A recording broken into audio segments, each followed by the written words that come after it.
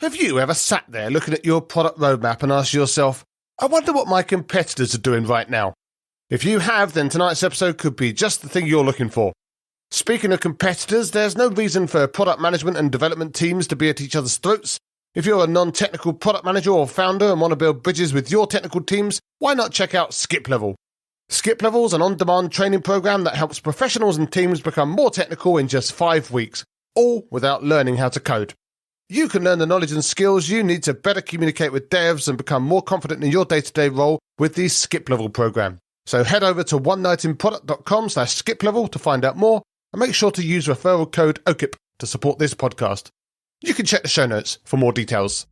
All right, so competitor analysis. Who should do it? What questions can it answer? What do you do with the results? And how can you avoid getting bitten by the green-eyed monster and building loads of stuff you don't need just because someone else has it? For answers to all these questions and much more, stick with us on One Night in Product.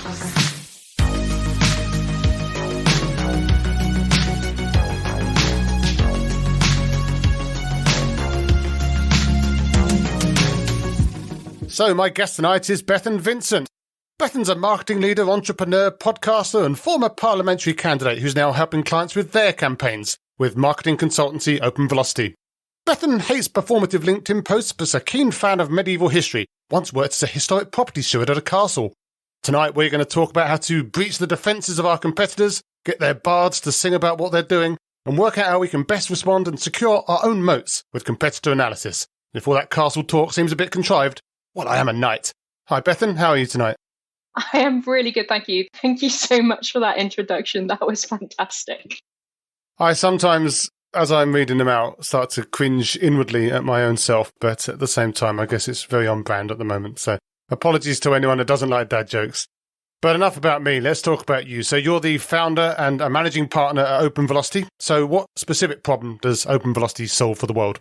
We're a marketing strategy consultancy, which means lots of different things to lots of different people. But essentially, we are all ex-marketing directors, CMOs, so senior marketing leaders, and we go in and help startup, scale-up businesses build better marketing departments. So, a lot of our clients come to us with challenges like we've had product-led growth and sales-led growth, and we've never done any marketing. How do we do it? Or we've got a junior marketing team and they need a bit more direction and strategy. Or we've been really successful in the UK, we're looking to go into Europe or the US. How do we internationalize? So there's various different kind of challenge points, I guess, within our clients that we come in and help them solve. Now, interesting. And how big's the firm got now? I know you started up a couple of years ago, but have you started to grow quite nicely, or are you still kind of leading from the front yourself, or kind of a combination of the two? Yeah, I mean, I'm still doing client work. I think the thing was this business started out as me as an independent consultant and doing that and loving it and kind of realizing there was a bigger business in it. So building the team out, but I obviously still love the work. So we're at 4 people, 3 kind of senior consultants within the business, 1 kind of ops person helping us out as well. But the plan is to grow. That's really where we're heading. Oh, wow. I'll keep my eyes open and see when I can invest. But what sort of clients are you working for? You just touched on sort of startups, but is it just sort of the scrappy startups and scale-ups, or do you also have a play for bigger firms, all the way up to like the big enterprises, or are you really kind of operating in that sort of lower maturity phase? Yeah, I think that reflects our maturity phase, actually. So traditionally, our clients have been in the funded startup space. So what I mean by that is they have budget to spend on marketing and scale-ups as well. So 2 to 20 million has been historically our sweet spot. But I think as we grow and evolve, we're working on a couple of propositions for larger companies and really coming in as a bit more of a kind of scalpel to help with very specific challenges. And that, again, might be around internationalization or positioning or adding new product service lines. Oh, interesting. And I'm sure there are plenty of companies out there, maybe even some listening to this, that need that sort of thing, because it is interesting seeing how marketing and also specifically product marketing evolves in these companies, or to some extent doesn't evolve. And I do think it's really important for people to start to take the help and expertise where they can. Absolutely. And I think one of the things we see a lot in clients is they do what we call scattergun marketing, where they're just throwing stuff at the wall, seeing what fits. There's no specific strategy behind it. There's a lot of budget, a lot of time wastage. So really a lot of the work we do is kind of reducing the marketing surface area they've got to service and making that kind of reasonable and actionable and executable.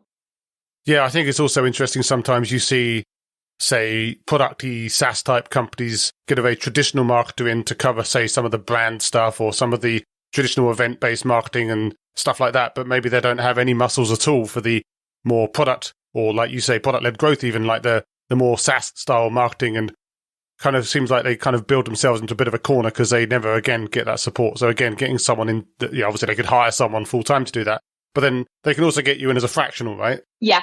And that's an interesting thing because I'm doing some fractional work at the moment on the product side. And for me, it was a bit of a change because, of course, certainly for me, I was very used to working full-time in companies and kind of throwing myself into it, being there for the long term. And then you go into this fractional world and you don't have, obviously, the full-time commitment. You're kind of dipping in and out and you're trying to use your time as best you can.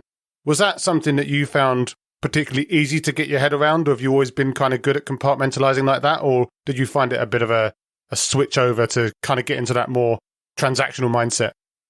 Well, I think this comes back to kind of my career history in that I've been agency side and client side. So agency side obviously is a lot of context switching and dealing with multiple clients. And actually what was surprising for me was that a lot of my clients don't need a full-time CMO. They really don't. And when I go in, it actually is quite easy to manage the amount of time they have and availability they have from us, because they don't need someone full-time executing or doing this stuff. That person would be sat twiddling their thumbs as a very expensive resource. Or just start to do some sales enablement slides or something like that instead. But before that, I mean, you just touched on it as well. You were working in marketing for a number of companies before that and before you struck out on your own. So what was it that made you specifically want to go out and start your own, sort of do that fractional work, do your own consultancy and be your own person rather than working specifically for someone else? A couple of things. So I was brand side, client side before I came out and did consultancy. And I've been with that brand for 2.5 years. We got it to a really great point. And frankly, I was a little bit bored and I wanted my next challenge. And also it was the middle of the pandemic when I kind of left. So it was a bit of a risky move, but also the pandemic showed me that, there's always going to be something risky around the corner. Yep. Your government might mandate a lockdown tomorrow, which was, that really showed me that everything you think is really certain and predictable in life isn't. So you might as well embrace that uncertainty and run a business. Why not? No, absolutely. Did you feel at all nervous? So for example, again, I've gone down a similar path more recently. And one of the big worries for me, obviously, with family commitments, at least from my side, got a house to look after, kids to feed and clothe. I needed to make sure I at least had some runway and some level of certainty that there was going to be something at the end of it before I had to slink back and get a job with my tail between my legs. Did you feel any of that fear, or was it all very locked in from the start? Yes and no. I very consciously built up my own personal brand for a couple of years before leading. And that really helped because I had clients in the bag. Oh, yeah. Yeah. So I also had runway as well. And I think the pandemic obviously enabled everyone to save. And that really helped. But yeah, of course, I was so scared. I still am every day. Doesn't go away. The bigger you get, the more scared you get. There's always another problem around the corner. But on your LinkedIn, you said, and I quote, that you've taken on companies like Google and AWS through innovative positioning, customer-centric messaging, and delivering campaigns with a test and learn mentality. Now, obviously, everyone wants to take on the big tech giants. So do you have any specific tips for marketers looking to take on those big tech giants other than innovative positioning, customer-centric messaging, and delivering campaigns with a test and learn mentality? Yeah, I mean, really interesting position there where literally you're acquiring customers through the channel owned by your competitor. So I was working in in the kind of cloud hosting space. So obviously Google Cloud, main competitor, and we were using Google to advertise. And I think it's, we couldn't outspend them. We couldn't outproduce content faster than them. So you've got to kind of use your nimbleness to your advantage. And at that time, sustainability was quite a nascent thing. Obviously, brands are all over it now, but it was a point of differentiation that we could easily implement that would take Google, for example, to, have completely green data centers and green energy going into them years. And they've done it now. They've done that flip. Well, majority done that flip, but we could execute on that. So being able to be fast and nimble is an advantage. Just work out what that enables you to do that your competitor can't do because of their scale. Absolutely. The little speedboats, although obviously the little speedboats sometimes get caught up in the wash as well. But it seems like you've found a way. But speaking of tech, your website says that you've been working at the intersection between marketing, product, and engineering in technology companies, which obviously, yeah, for me, that starts to sound a little bit more like a product manager than a marketer, like someone that's kind of got a foot in everything. So did you ever consider going into product, or is marketing too much in your blood that you just had to go down that path? Interesting, I was part of a product team for a while. So I was part of a cross-functional product team. Oh, there you go. Yeah. And I think I understand code, but the code I write breaks everything. So, that's the same with some developers. Don't worry about that. I empathize greatly with them. So I think going into that full product role was never something that I fully wanted to embrace, just because I knew my technical knowledge wasn't the best. And actually, it wasn't an area I was super interested in developing. I love the people side of it. I love the stakeholder management, negotiation. And obviously, marketing has a lot of the same issues as product, to be perfectly honest. And there's a lot of intersection between both. That's why in a lot of client engagements, I end up working very heavily with product. And I really try and, the CPO, get under their skin, understand where they're coming from, and be a helper and enabler to them. So yeah, I guess I'm kind of a failed product manager in the sense that my technical chops weren't there. Okay, speaking of developers, give me a few seconds to mention Skip Level one more time. Skip Level is an on-demand training program that helps non-technical professionals become more technical in just 5 weeks, all without learning how to code. So if that sounds interesting to you, make sure to go and check out the show notes for more details. All right, back to the interview. I'm sure there are plenty of product managers that have failed marketers too, but is it all SaaS type product companies that you're working with now, or do you also work with more service-based companies that also need marketing? Yeah, a real mix. So as we grow and our kind of expertise and the number of consultants we have within the business grows, obviously the more industries and the more sector expertise we have. So it's a mix of B2B and B2C. So, my background is B2B SaaS and also B2B service-based businesses, often digital service. So selling things like, development time, UI, UX time, that kind of stuff. But also done, interestingly, a lot of kind of niche, what I would call niche e-commerce and retail as well.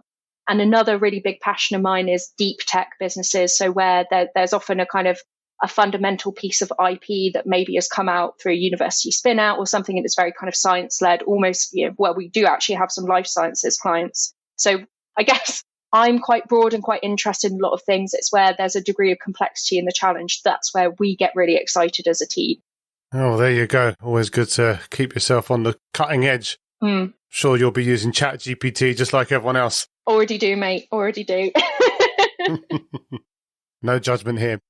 Right. So one of the things that you work on at Open Velocity, and you did a webinar on it recently as well, which is what made me put 2 and 2 together to try and get this up and running, because I realized that I hadn't done an episode on this yet, is competitor analysis. Now, if I'm going to borrow someone else's definition so that I don't get it wrong, MailChimp say that that's the process of identifying competitors in your industry and researching their different marketing strategies.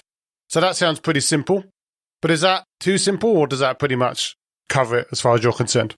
I mean, it encapsulates the thrust of it. I think that the concept is simple, actually doing it and collecting the data, analyzing the data. And that's really what our webinar was about, telling people that it's not just enough to collect the data and be like, oh, we've got all of these spreadsheets with all of our, competitors' site traffic and all of the keyword rankings and that stuff. You've actually got to do something with it. And that's the challenge we see in a lot of businesses.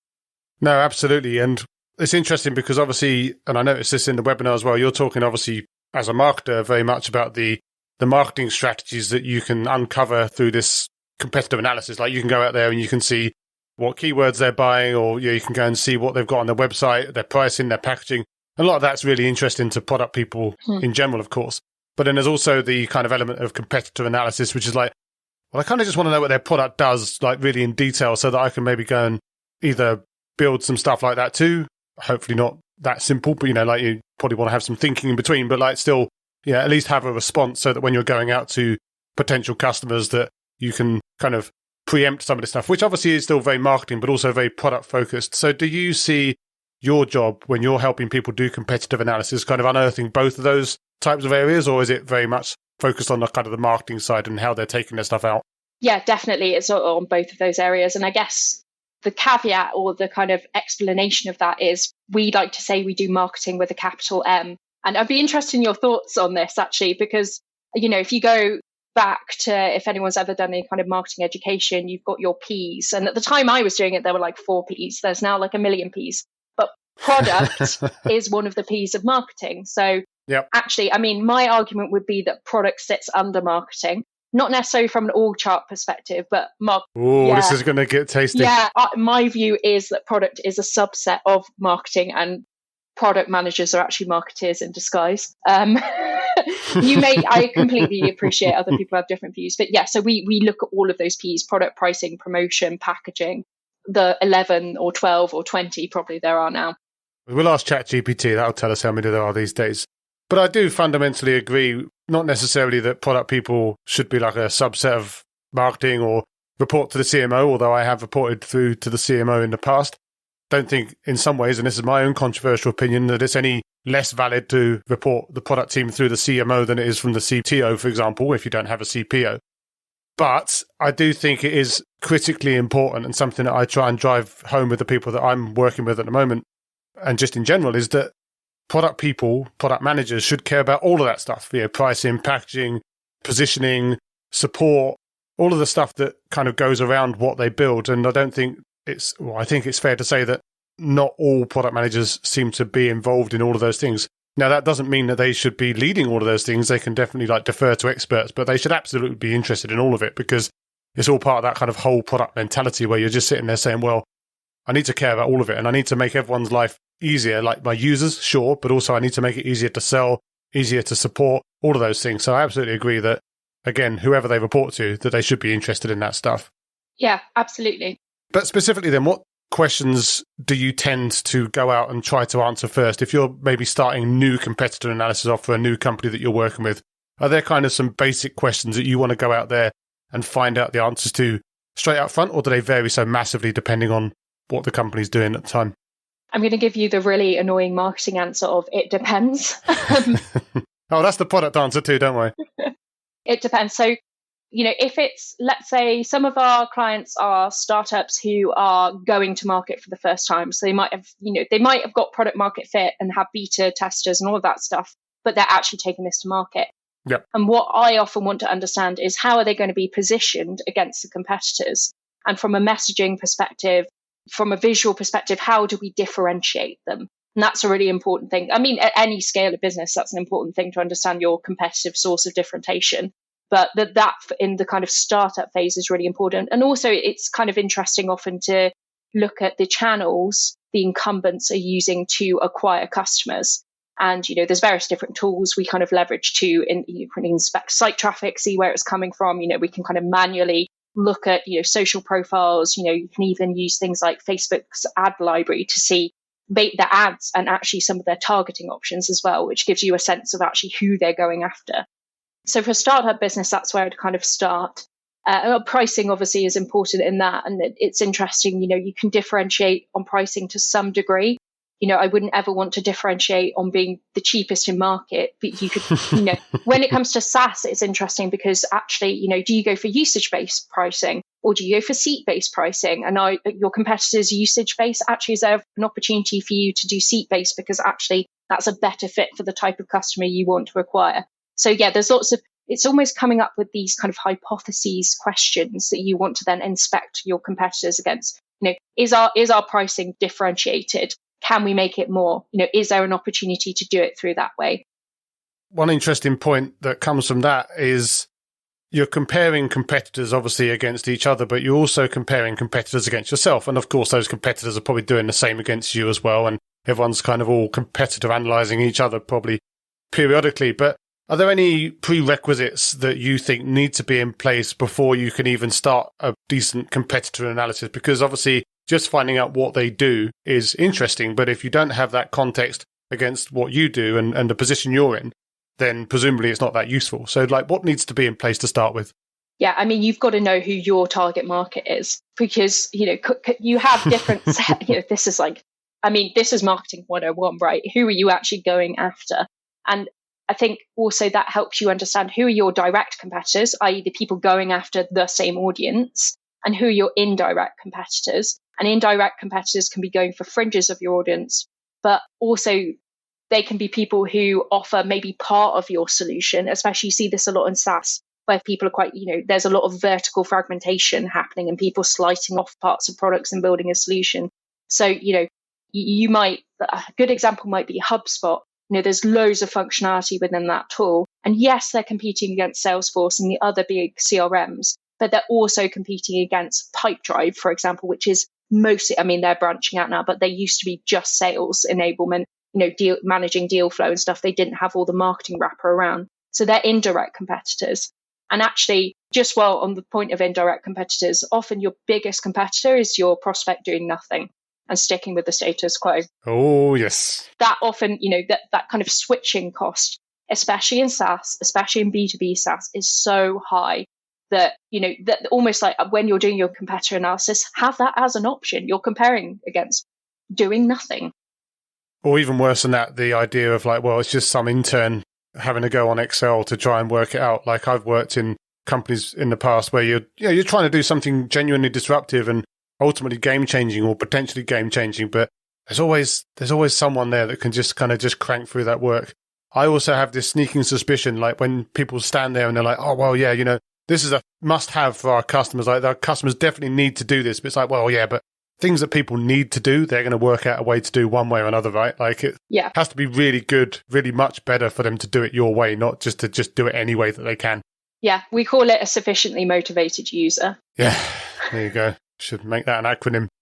But when it comes to analyzing competitors, there's obviously always some stuff on their website. You just touched on it just then, some of the things that you can look up as well. Like there's going to be stuff on their website. Hopefully they've got a pricing matrix. Maybe they haven't, or maybe it's like bronze, silver, gold, and then call us for the enterprise one or something. And you kind of have to sneakily try and work out how much they charge for that bit.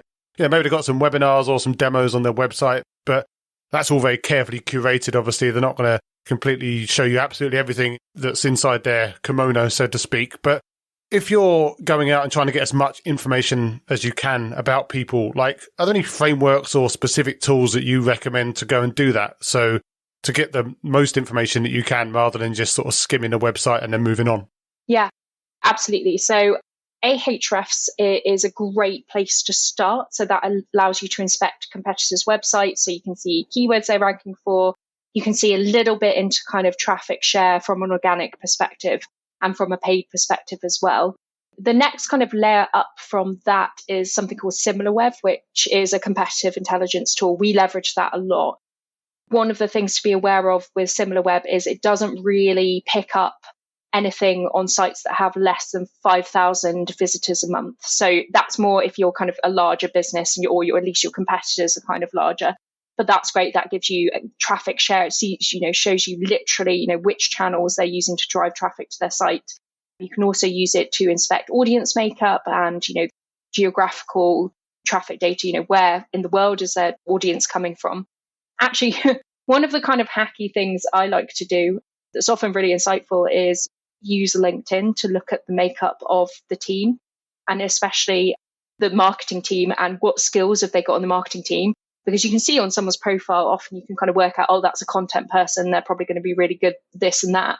And that gives you a sense of what are they able to execute on as a team? Because that's amazing in terms of working out, okay, they're very content focused, great, but they've got no one in performance. They might be using an agency. SimilarWeb or Ahrefs might surface that to you, on what paid channels they're using. But that could give you a sense that actually maybe performance channels aren't the right thing to choose in this industry, or is there an opportunity because they're not doing it that we can do it?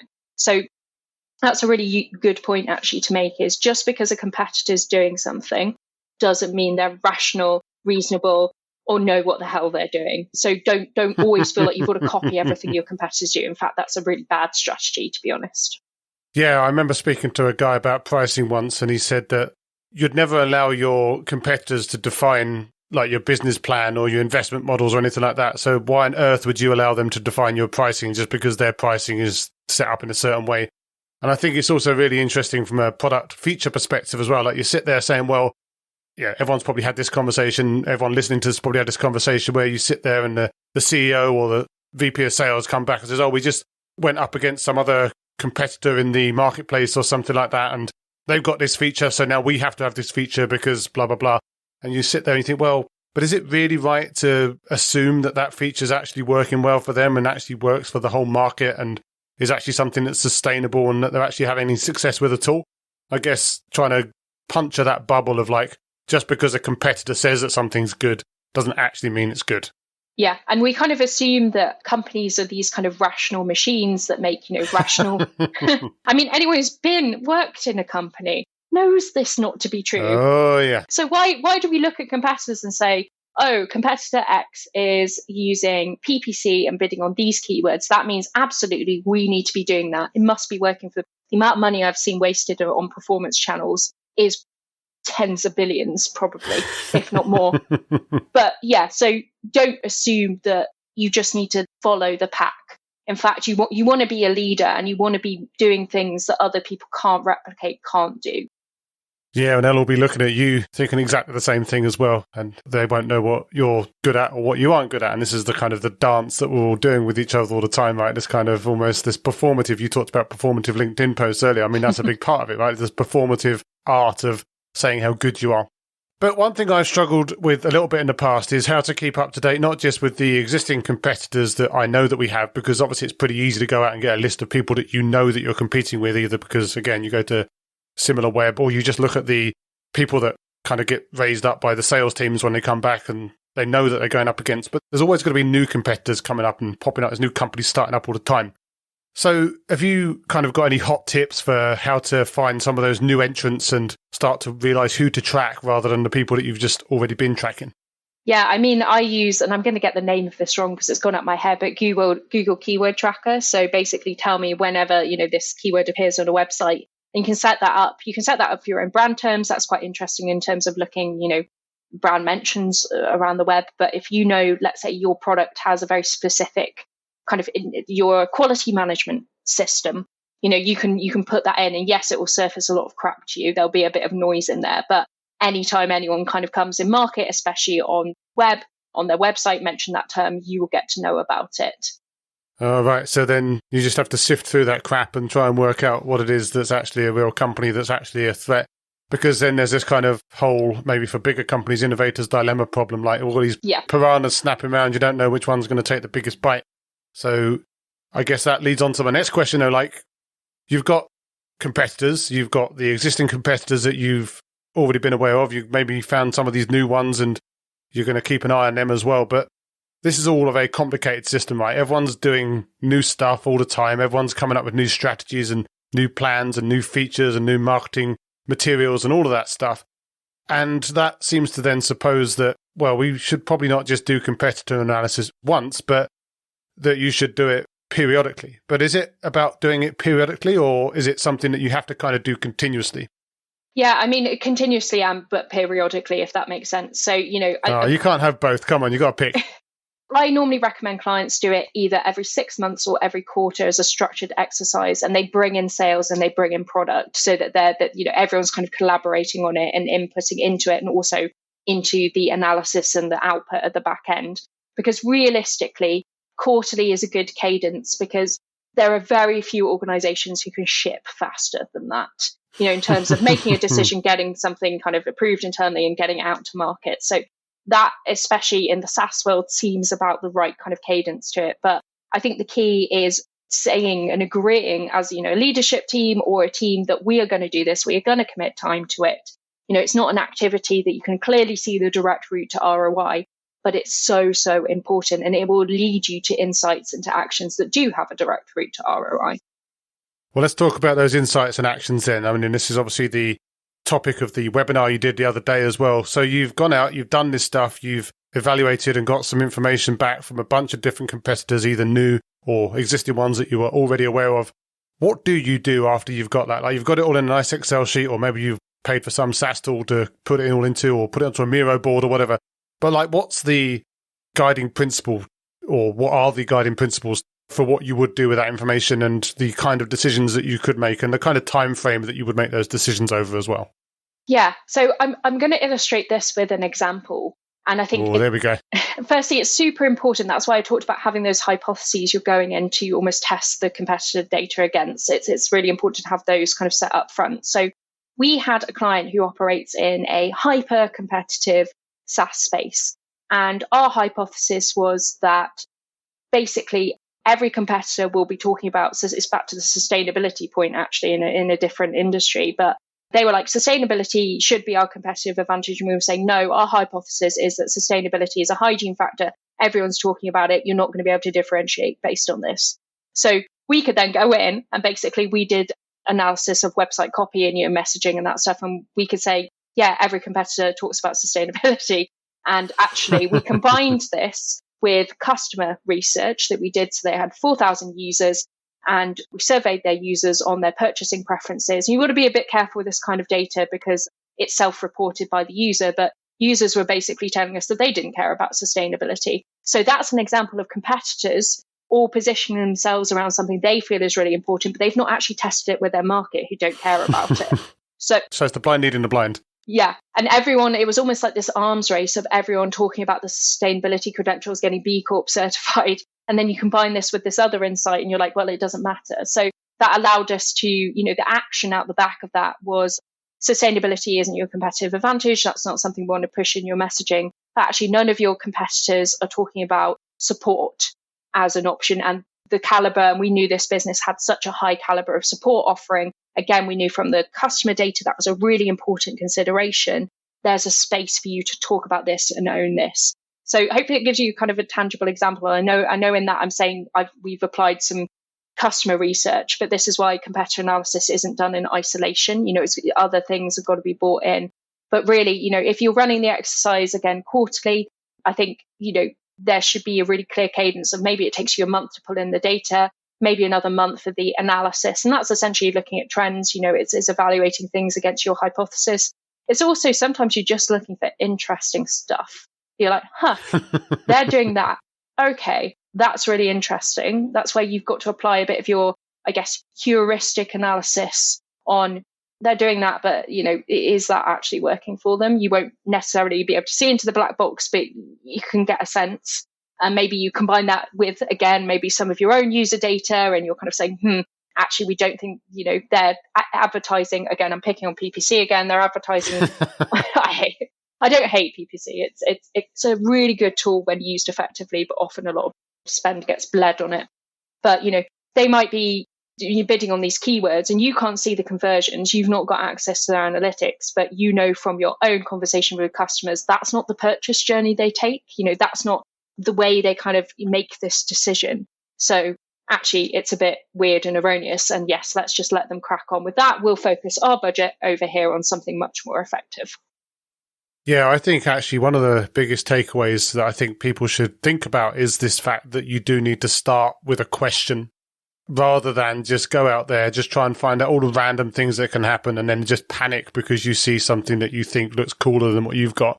And that you're actually going out very systematically trying to work out what it is that you could maybe go against or what you don't need to worry about. So I do think it's really interesting because I've definitely seen situations in the past where people go into competitor research activities and they're kind of they're just fishing. Yeah. And I guess, like you say, it's great to have interesting stuff, but you want to actually have a plan about what you're going to do about that and what you're actually going to take notice of, I guess. Yeah, absolutely. Well, excellent advice for anyone listening to this that wants to think about maybe having a little look at what their competitors are doing these days. But where can people find you after this if they want to chat more about fractional marketing leadership or get you to do some competitor analysis for them or maybe try and get some inside track on some of that ancient castle gossip that you've inevitably got hidden away somewhere? So personally, you can find me pretty much on any social platform under the handle Bethan Vincent. So LinkedIn, Twitter, Instagram, even TikTok. I hate to say it. Love to be on it. Oh, there you go. Open Velocity. So we're openvelocity.co.uk. We do a lot of webinars. We have our own podcast, The Brave, as well. So please come and check us out. I'm always up for a conversation. I love talking shop as well. So even if you've got no purchase intent, come and chat to me. I'd love to talk to you. That sounds like a fair offer and something that your partners will no doubt be very worried about when they start to think about the incoming financial pipeline. But I'll make sure to link that all into the show notes and hopefully you will get a few people come in for a nice little chat and find out a little bit more. Perfect. Well, that's been a fantastic chat. So obviously really glad we could find some time to get together and talk about some interesting areas about how we might understand our competitive landscape. Obviously, you and I will stay in touch. But yeah, as for now, thanks for taking the time. Thank you so much. Really enjoyed it. As always, thanks for listening. I hope you found the episode inspiring and insightful. If you did, again, I can only encourage you to pop over to onenightinproduct.com, check out some of my other fantastic guests, sign up to the mailing list or subscribe on your favourite podcast app, and make sure you share with your friends so you and they can never miss another episode again. I'll be back soon with another inspiring guest, but as for now, thanks and good night.